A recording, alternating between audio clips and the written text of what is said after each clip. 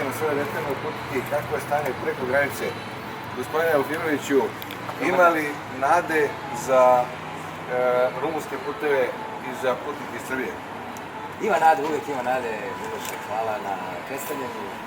Ali kao što znate, putevi u Rumuniji znaju biti vrlo diskutabilni u pitanju kvaliteta, logistike i saobraćajnih ostalih momenata.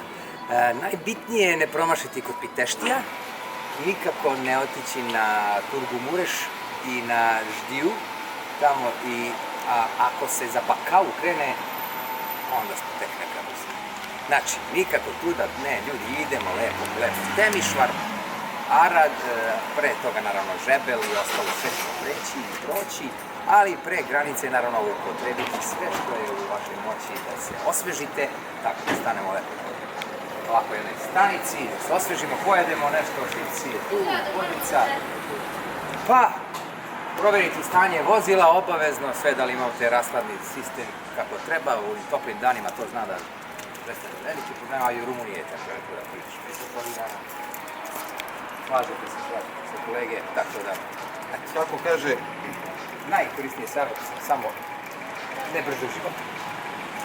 kamionđi iz Rumunije imaju običaj da kažu au, samo ne na Bakau. Samo ne na Bakau, tako je.